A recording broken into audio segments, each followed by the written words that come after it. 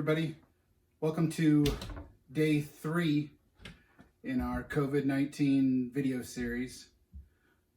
Today, I'm coming to you from the Just Send It Saws and Equipment shop, where you may hear a few kitties from time to time. They're having a cat fight this evening. So, just in case you hear something that sounds like it's dying, it's just my cats. So, I'd rather they were killing mice instead of killing each other, but they're out and about right now. So anyways, tonight I thought we would go over a couple different topics. And you may have noticed that I said tonight, and you may have noticed, if you can see out the windows, that it's dark outside. Well, that leads me into a couple different topics, one of which is the main topic for this evening, which is packaging and how to ship a saw. So the next part about that is kind of leads me down the path of how I got into this business and why I'm working at night. Right now it's about 11:15 at night, and a lot of people would be sleeping or in bed. You may notice that I'm wearing jammies right now, but I like to work in my shop in the evenings. And one of the reasons I do that is because I have trouble sleeping. And mornings are very difficult for me. So some of you may know this, many of you will not, but I actually have some serious medical issues. And they all came about 6 years ago. I had a series of surgeries, surgery on my back, surgery on my shoulder, and then one on my knee, back to back to back. And from those series of surgeries, I never fully recovered.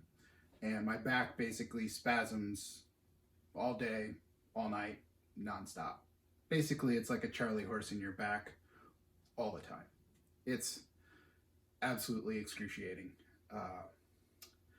I hope that nobody else out there actually knows what it feels like. But because of those back spasms, I'm in pain all day, every day, nonstop, doesn't go away. And I have to do a lot of different things in order to fight that pain. I sleep a lot more than normal people, but I can only sleep in spurts. I can only sleep for about 3 to 4 hours at a time. And after that, I'm pretty much up. So by the time I am able to go down to sleep at night, I have to take some medication, and it puts me out for about 6 hours, but then I can't sleep anymore. And a lot of nights I can't sleep at all, and I'll be out in the shop like tonight working. And one of the things that kind of got me into this career, or down this path, I guess you would say, was Facebook. And I've always liked chainsaws. I've loved chainsaws. I grew up with my dad heating our house with wood. And in fact, I've got one of his chainsaws.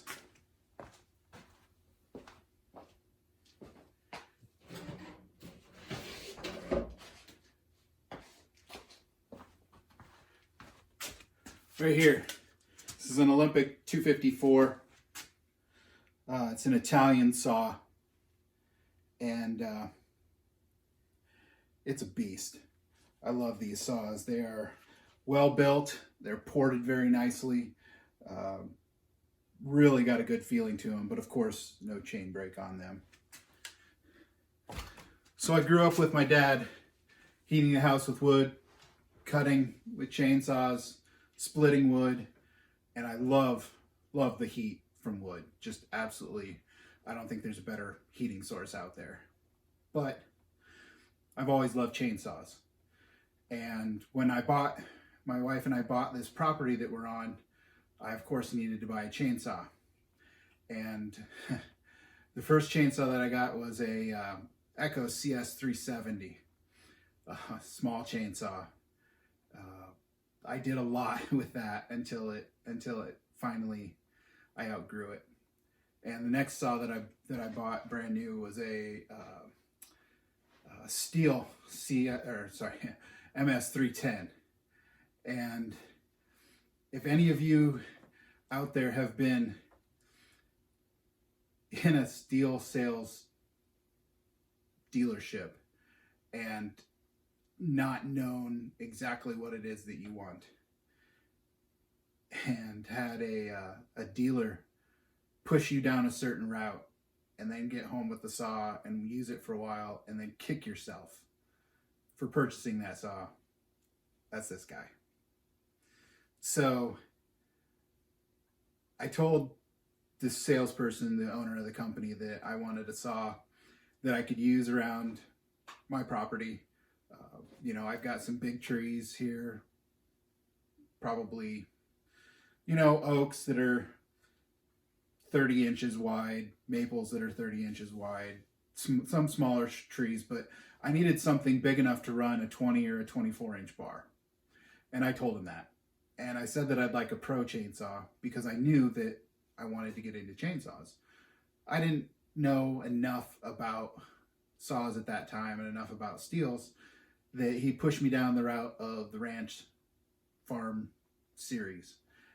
And that was the last thing that I should have been in. Little did I know that clamshell was even a type of case. So, to make a long story short, I got that saw. Every time I pick up that saw, it irritates me that I went down the wrong route. I told the salesman that I wanted a pro saw. I talked about the 260 with him. He told me the 260 was too small. Told me the 360 was too big. And in fact, that I shouldn't buy a 360 because it was too much chainsaw for me. So anyways, I use that as a lesson. Now, whenever I'm working with somebody, whenever I'm dealing with trying to help somebody pick out a saw, I use that as a lesson and help guide me down the road of not putting somebody in the wrong saw, but not making assumptions based on what they're going to do in the future or how they're going to use that chainsaw.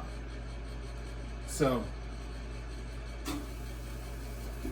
I got into the Facebook groups because of my Stihl MS310 because I wanted to get more power out of it. So I started reading more, and the more I read and the more I researched, the more I figured out that it wasn't the right saw for me. And I also got into these communities, these groups, and really started to get to know people. One of the people that I met actually through Facebook Marketplace was Kent and Frank. And Kent and I hit it off right away and chatted quite a bit. And now we're actually partners. That we work both of our businesses together hand in hand to put out our custom line of chainsaws.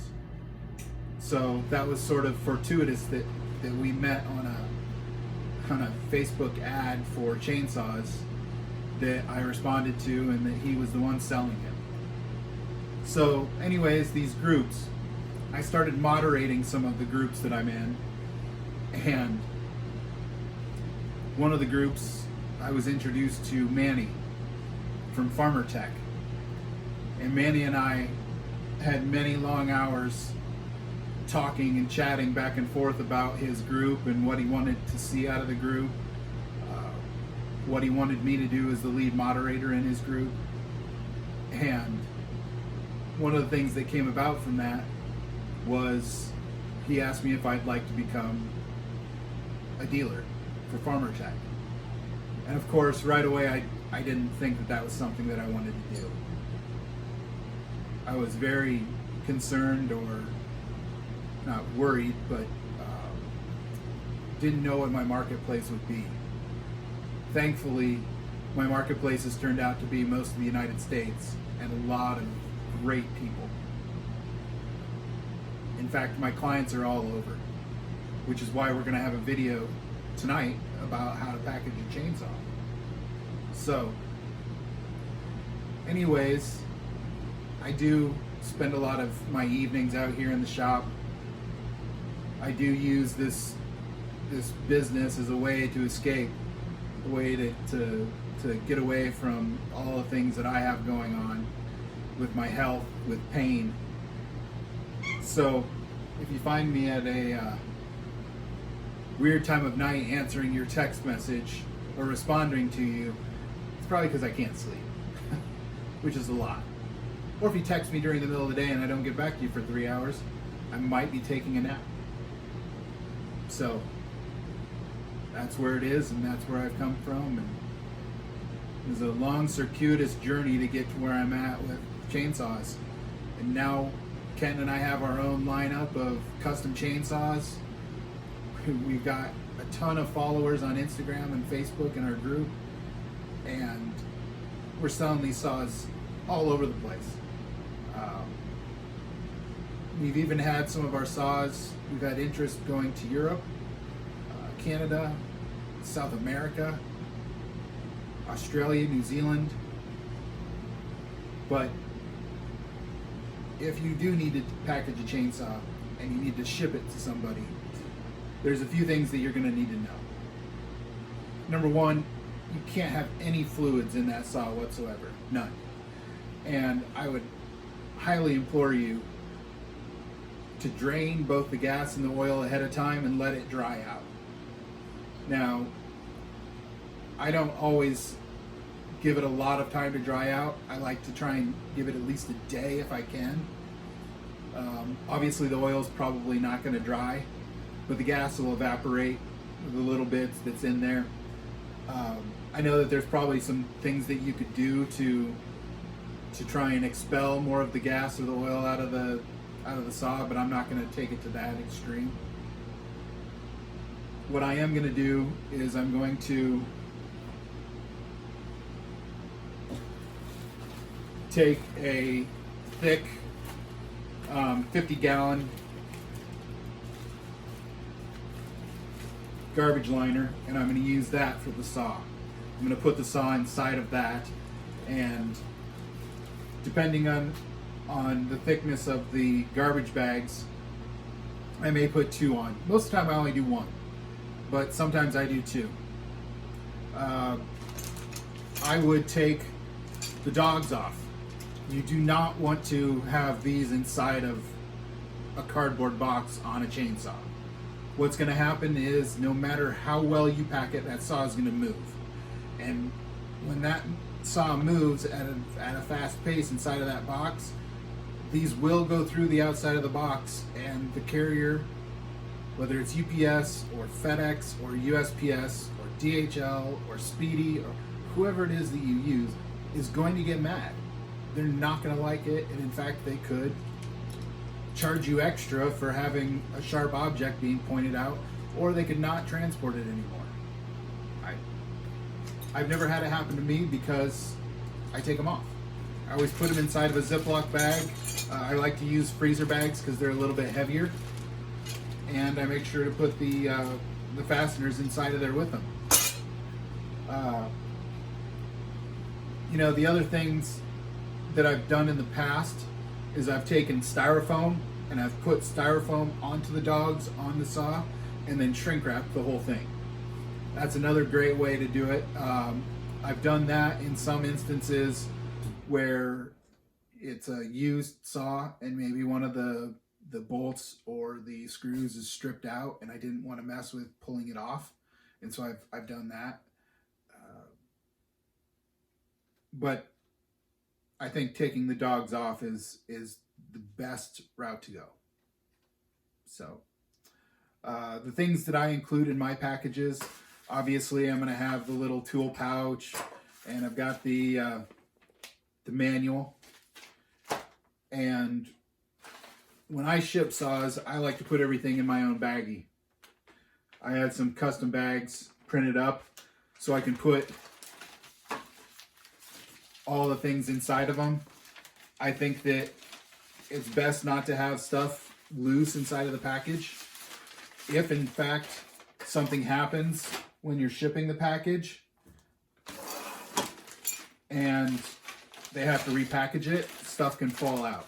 So if you've got bits and pieces and small things, I would advise you to put them in some sort of a bag, whether that's a big gallon Ziploc bag, or you want to put it into a grocery sack and maybe tie that up. I think that's just a good practice to have. Now, with my own stuff, I have some slaps, some stickers that I like to put in. Got this holographic one. I've got a logo. Now, if you're selling saws and you want to advertise, right? You want to put those on the saws. However, as a buyer, I don't know that I'd want somebody else's sticker on there, possibly. In fact, on my MS310, I took the sticker off because I couldn't stand looking at it because it made me mad. So I like to leave mine off. I like to put them inside of this bag and let the owner of the saw make that decision whether or not they want to put those on their saw. They might want to put it on their helmet. They might want to put it on their locker. Who knows? Maybe give it to their kid. So I put my business cards inside of there, and then I've got my regular slap that I put inside of the bag. So with my bags, they self-seal. So we're gonna seal that all up. We've got everything inside of there.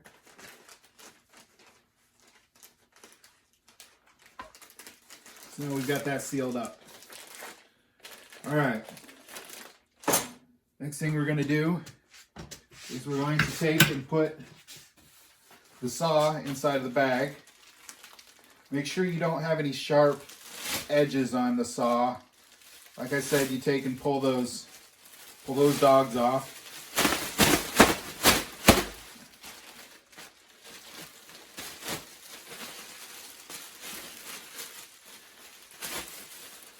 Bag's not opening up all the way.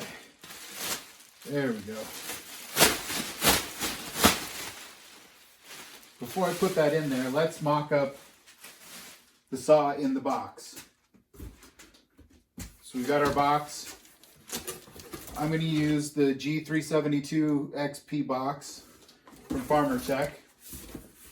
And what I like to do before I even put anything in there is I want to take my tape gun and I want to put a couple extra pieces of tape on.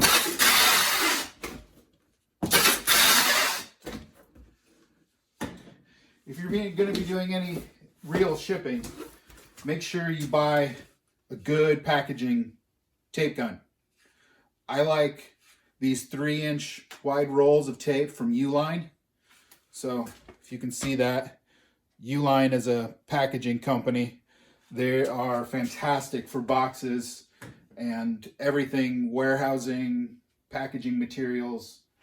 The nice thing is that Uline has a warehouse in 11 different locations, and so they're pretty much one-day shipping.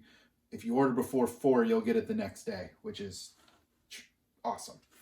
So I like to put 3 extra pieces of tape on the bottom of the box to make sure that I have a good seal there. Now I'm going to mock up putting this saw in the box. Let's see if we can move this. You can see how the saw sits inside of the box. Notice how much room you have between the brake and the top of the box. There's not a lot of room there. And you've got quite a bit of room in and around that box between the saw and the sides of the box.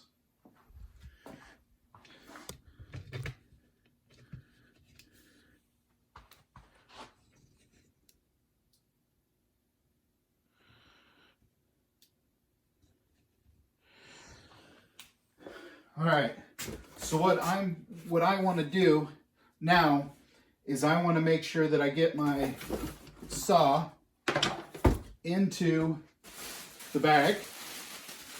You're going to put it all the way into the bottom of the bag. Make sure you get it all the way down and that it's nice and centered. Then what we're going to do is we're going to twist up this bag. Twist it up nice.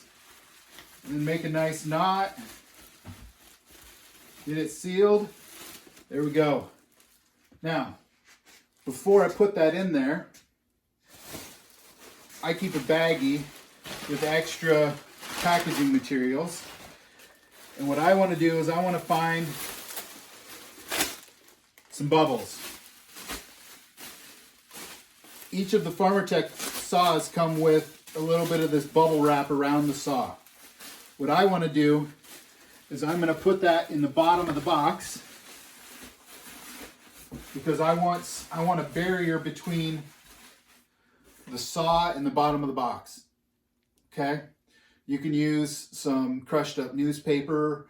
You can use some construction paper, not construction paper like paper board like you would use in school, but construction paper like the rolls of butcher paper, like that you would use to put on a floor when you're doing construction, okay, to keep a floor clean. So you can crumple that up. So this is what I'm talking about. You crumple that up, you can put that in the bottom. I like to use this bubble wrap. Then I'm going to take the saw. I'm going to go ahead and put the saw into the box. Okay, get it positioned where I want it. Now, we have some mixing bottles that Farmertech sends out with all of their saws. So I like to put this in. You want anything that can be considered void fill. And what I mean by that is anything that can take up the excess room in the box. So right now we've got all this extra room in here, okay, which is bad. Any way that this saw can move inside of this box is bad news. Because what happens is when this box gets dropped, this saw is going to move inside of here and create force. It's going to accelerate, right? And force equals mass times acceleration. F equals ma. The force is going to be harder when there's this mass and it's accelerating at a rate of speed. Okay? So if we can take and we can put void fill inside of here and keep that saw from moving itself, it's going to cushion or block that energy, right? That energy is going to be dissipated from that saw into the void fill. So the way that I like to do that is I use packing peanuts. Now, I get packing peanuts in bulk from a local warehouse. So if you have a local warehouse that receives items, go ask them and say, hey, do you have any packing peanuts that I can get from you? A lot of these places, like I go to a dental distribution warehouse called Patterson, and they just want to get rid of it. It's a pain for them because they would have to throw it away. So they give it away. So I get this for free. Furniture companies get all of their big furniture in big, huge wraps of bubble wrap. And so they'll give you the bubble wrap. Go ask them for it. If you need boxes, Apple boxes work great for shipping saws in. Go to your steel dealer, go to your Husqvarna dealer and just say, hey, can I have some shipping boxes? They'll have saw boxes. They'll have blower boxes, all kinds of different stuff. They will give them to you for free. So what I like to do from this point is I'm going to untie this a bit. Actually, what I'll do is, I haven't used this one yet, so I'm just going to open this up into a channel so I can dump it into my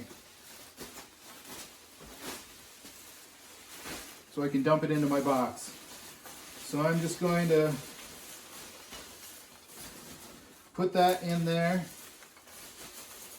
get it all down nice into the crevices.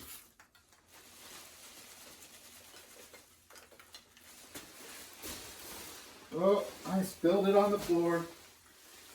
That's what I didn't want to do. I did it. All right, so let's get it all the way down in all these crevices. It's like you're packing a turkey for stuffing a turkey for Thanksgiving, right? You want to get it all in there. Get all nice and up inside of it. All right, so I've got all of my styrofoam in here. It's sticking to my fingers. So you can see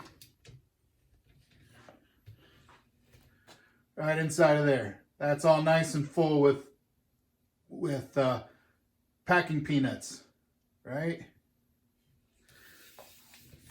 Don't have any voids left in there. Now, the top is something that I want to leave a little bit extra room.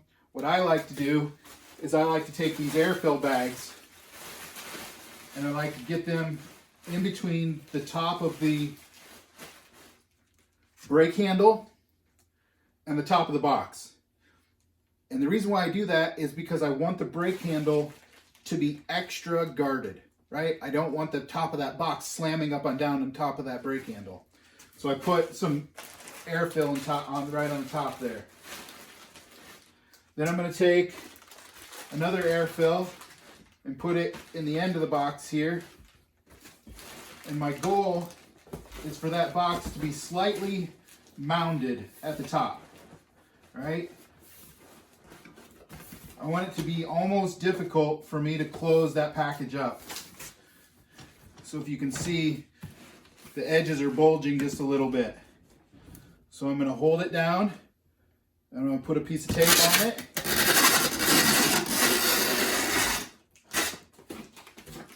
I like to hold in my sides. Then when I go over it again, I'm going to push in a little bit.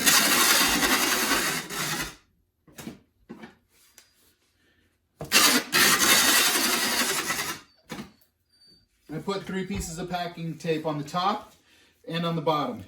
Now, I want to check this box to make sure that there's no tears or rips or anything like that in the sides of it that could get caught. And if I find an edge where I think it could get caught on something else, I can just put a little piece of packaging tape over the top of it.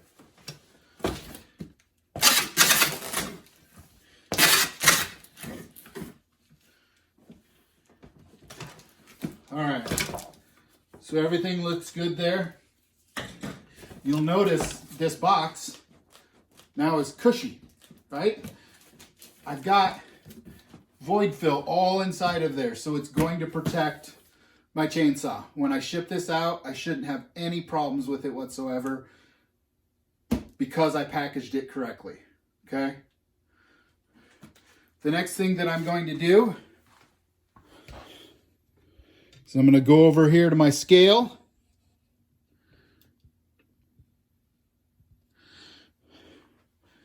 And I'm going to weigh my package. Now,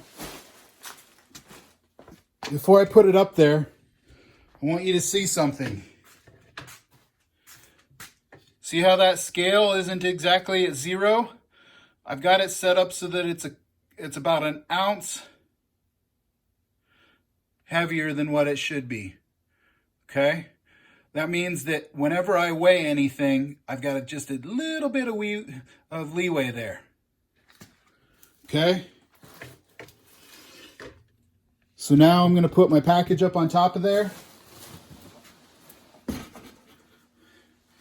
I see that my package weighs 17 pounds and about 17 pounds and another 3/4 of a pound. So because I'm shipping with UPS, I'm going to round up. I'm going to round up to 18 pounds. So then I take my box, right on the top of it, I write 18 pounds. Okay? Next thing I'm going to do then is I'm going to grab my tape measure. Get this back. I'm going to grab my tape measure and I'm going to measure. I've got 18 inches.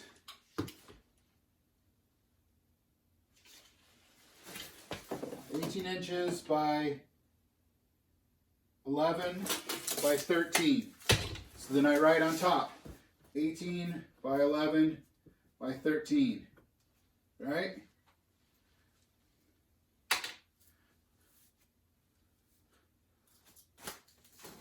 Now, the next thing I would do from here is I would take a picture of the top of my box. Obviously, I can't do that because my phone is recording.